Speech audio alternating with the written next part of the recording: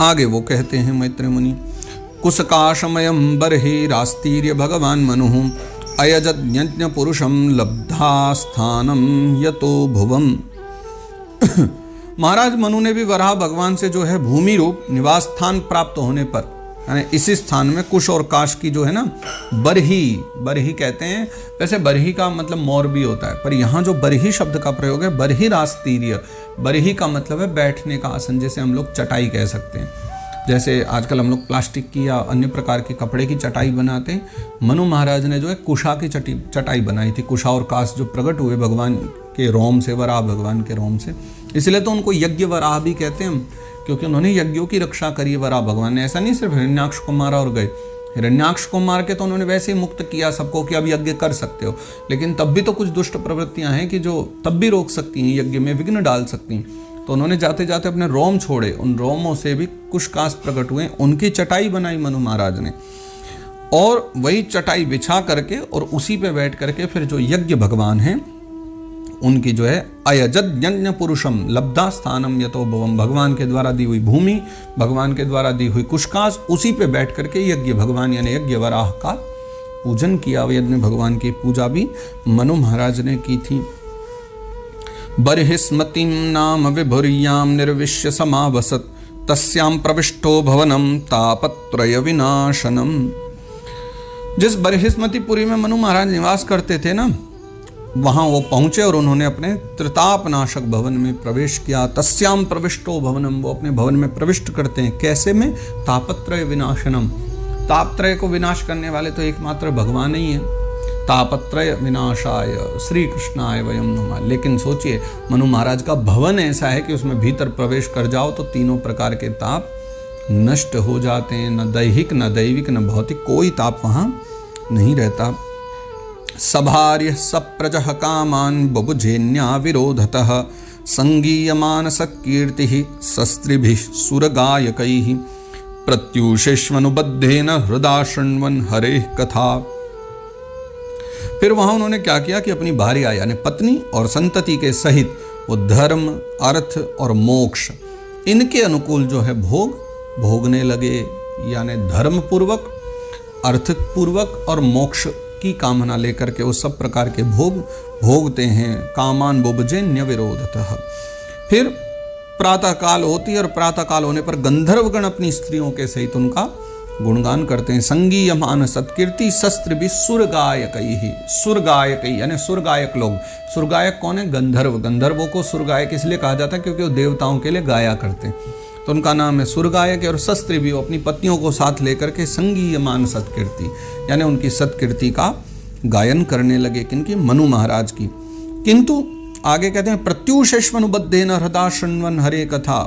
भले उनका कर्म है गंधर्वों का, वो तो गाएंगे सत्कीर्ति, लेकिन मनु जी महाराज उसमें बिल्कुल आसक्त नहीं होते कि वाह मेरी अच्छी महिमा गा रहे हैं। वो तो अनासक्त भाव से उसमें आसक्ति नहीं होते और प्रेम पूर्ण हृदय से केवल और केवल भगवान श्री हरि की कथा ही सुना करते थे। यानी कोई हरि की कथा गा रहा हो तब तो बड़े प्रेम से सुन लेंगे, लेकिन उनकी कोई प्रशंसा कर रहा हो तो ठीक है भैया, राजा हैं तो राजा की प्रशंसा तो की जाएगी, सब लोग करेंगे। वो तो गंधर्वों का और चारणों का उनका काम है, तो वो करने देते थे, लेकिन वो उस पर ध्यान नहीं देते थे, ना उसमें आसक्त होते थे। बस कोई आया महिमा गाई तो उसको उपहार दे करके चारणों को, भाट आदि को भेज दिया करते थे, लेकिन वो भगवान की कथा सुनने में ही रुचि लिया करते थे।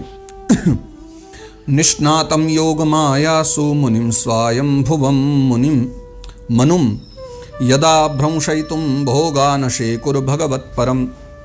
वे इच्छानुसार जो है भोगों का निर्माण करने में कुशल थे, किंतु मननशील थे और भगवत परायण बहुत थे।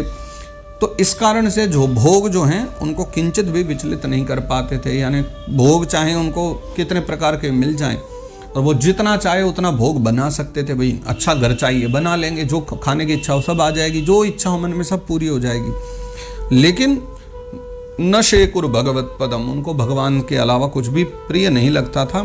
तो भगवत परायण होने के कारण जो है भोग उनको विचलित कर ही नहीं पाते थे। अयातयामस्तस्यायन संह्यामः स्वांतरयापनाः शृण्वतो ध्यायतो विष्णोः कुर्वतो ब्रुवतः कथा। भगवान विष्णु की कथाओं का जो श्रवण है ध्यान है, रचना है और निरूपण है, उनको करते रहते थे सदा। इसके कारण जो है ना, उनके मनवंतर को व्यतीत करने वाले क्षण कभी नहीं जाते थे। क्या तात्पर्य है इस बात का कि प्रत्येक मनु का एक समय होता है, 14 मनवंतर है। एक कल्प में ब्रह्मा जी का जो दिन है वो कितना, हमने पहले चर्चा करी थी ना, ब्रह्मा जी का एक दिन होता है कल्प का, और एक रात होती है एक कल्प की। तो 2 कल्प मिलकर के ब्रह्मा जी का दिन रात बनता है। तो ब्रह्मा जी के एक कल्प यानी दिन ही दिन में 14 मनवंतर होते हैं, यानी 14 मनु बदल जाते हैं। तो वो एक मनवंतर कितना बड़ा है, 71 चतुर्युगी जितना, यानी सतयुग, त्रेता, द्वापर, कलयुग, ये जब चारों बीत जाते हैं तब एक चतुर्युगी बनती है। ऐसी 71 चतुर्युगी जब बीत जाती है तब जा करके एक मनवंतर बीतता है। तो ऐसे ही जब 71 को आप 14 से डिवाइड करो तो उसमें अगर सही कैलकुलेशन करें, वो पूरा 71 नहीं है, कुछ कम ज़्यादा है, तो सब टोटल करोगे तो आप 1000 चतुर्युगी निकलती है 14 मनवंतर में।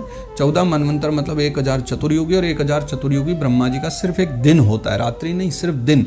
फिर उतनी ही बड़ी रात्रि होती है, यानी 2000 चतुर्युगी की दिन और रात बनते हैं।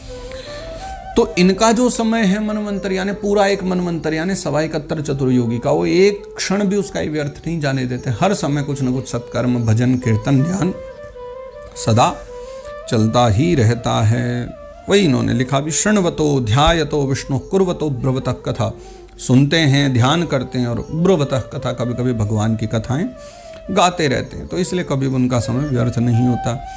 स एवं स्वांतरम निन्ये युगानामेक सप्ततिम वासुदेव प्रसंगेन परिभूत गतित्रयः। तो इस प्रकार जो है ना, अपनी जागृत आदि जो तीनों अवस्थाएं, जागृत, स्वप्न और सुषुप्ता, ये 3 प्रकार के अवस्थाएं होती हैं। तो लिखते हैं कि वो तीनों प्रकार की जो अवस्थाएं अथवा तीनों गुणों को अभिभूत करके उन्होंने भगवान वासुदेव के कथा प्रसंग में, यानी भगवान के चर्चा करते हुए, गाते हुए, सुनते हुए अपने मनवंतर के 71 चतुर्युग पूरे कर लिए। जो हमने अभी कहा ना कि 71 चतुर्युग होता है, तो यहाँ मोटा मोटी लिख दिया है कि उनके जो 71 चतुर्युग हैं वो उन्होंने पूरे कर लिए। वासुदेव प्रसंगेन परिभूत गतित्रयः, सब उनका जो है समय बीत गया। शारीरा मानसा दिव्या वैयासे ये च मानुषाः भौतिकाश्च कथं क्लेशा बाधन्ते हरिसंश्रयम्।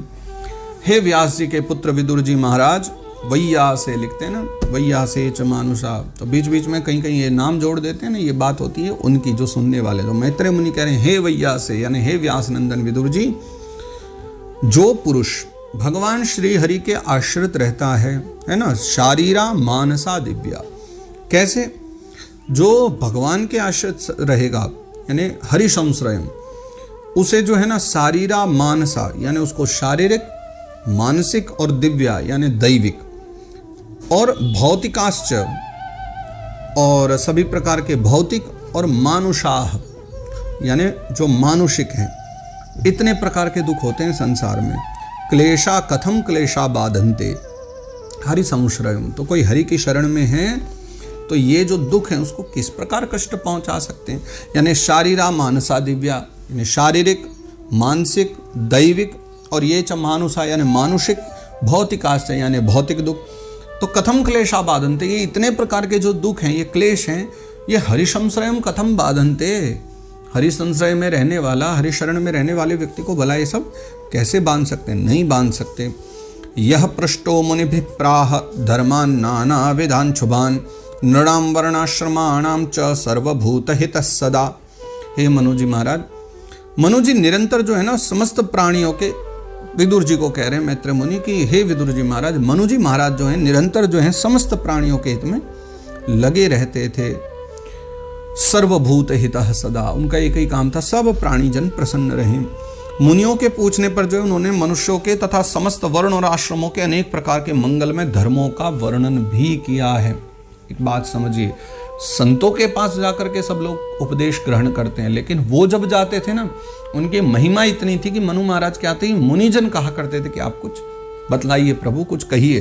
तो उन्होंने अनेक बार जो है मुनियों के पूछने पर, साधु संतों के पूछने पर, मनुष्यों के मंगल करने के लिए और समस्त वर्ण और आश्रम धर्म जो है उनके मंगल हो, कल्याण हो, इसलिए उन्होंने विविध प्रकार के नाम वर्णाश्रमाणाम च, मनुष्यों के और वर्णाश्रम धर्म के लिए सभी प्रकार के आश्रमों के लिए धर्म का वर्णन किया है। अनेक प्रकार के उन्होंने है नाना धर्मान नाना विधान छुबान, बहुत प्रकार का वर्णन किया है जो हम आज भी मनु संहिता के रूप में दर्शन कर पाते हैं, जैसे हम मनुस्मृति भी कह लेते हैं, और भी उनकी बातें जो कही हुई हैं वो सब ग्रंथों के रूप में, तो मनु संहिता हम उनको कहते हैं। और फिर अंतिम श्लोक 22वें अध्याय का, एतत् आदिराजस्य मनोश्चरितमद्भुतं वर्णितं वर्णनीयस्य तदपत्यो दयं शृणु। मैत्रेय मुनि कहते हैं कि जगत के सर्वप्रथम सम्राट पहले ही है ना स्वयंभू मनु, तो उनसे शुरुआत होती है कल्प की। तो ये 14 मनवंतर भी जो है इसमें मनु अलग अलग रहते हैं, जो हमने चर्चा करी, श्राद्ध देव मनु हुए, ये स्वयंभू मनु है ना, और उसके पश्चात फिर सावरणी मनु होंगे, आगे धर्म सावरणी होंगे, तो ऐसे 14 मनुओं की चर्चा होती है। तो कहते हैं जगत के जो सर्वप्रथम सम्राट हैं पहले महाराज मनु, ये वास्तव में कीर्तन के योग्य थे। कीर्तन मतलब इनकी महिमा गानी चाहिए, इनके चरित्र गाने चाहिए, ऐसे राजा हुए। तो यह मैंने उनके अद्भुत चरित्र का जो है आपको वर्णन किया। मनोश्चरितम अद्भुतम, मनु का ये पावन जो चरित्र है मैंने आपको सुना दिया है। अब क्या करते हैं कि वर्णितम एतत् आदिराजस्य मनोश्चरितम अद्भुतम, आदिराज जो हैं मनु महाराज उनका मैंने वर्णन कर दिया। अब वर्णितम वर्णनीयस्य, वर्णितम वर्णनीयस्य तदपत्योदयम शृणु, तो वो तो कीर्तन के योग्य हैं, सो सब सुना दिया। अब जो है तदपत्योदयम शृणु, अब उनकी जो पुत्री हैं यानी जिनका नाम देवहूति है, जिनका हम अभी श्रवण कर रहे थे कि मनु महाराज ने अपनी बेटी करदम जी को ब्याह दी, अब जो है आप ध्यान पूर्वक अब देवहूति की कथा सुनिए, और यहाँ से फिर देवहूति का चरित्र आरंभ होता है। तो करदम देवहूति की जो कथा है अब वो है 23वें अध्याय में आगे गाएंगे बाबा जी मैत्रेय मुनि। तो 23वें अध्याय में कल से फिर हम उसका दर्शन करेंगे। आज के सत्र को यहाँ विश्राम देते हैं। जय जय श्रीमद् भागवते महापुराणे पारमहंस्याम संहितायाम तृतीय स्कंदे 22वाध्यायः। तो इस प्रकार जो है श्रीमद् भागवत महापुराण में इस परमहंस संहिता में तृतीय स्कंद जो है, उस तृतीय स्कंद में यह 22वां अध्याय 22वाध्याय गाया गया है। श्री कृष्णार्पणमस्तु, श्री कृष्णार्पणमस्तु, श्री कृष्णार्पणमस्तु।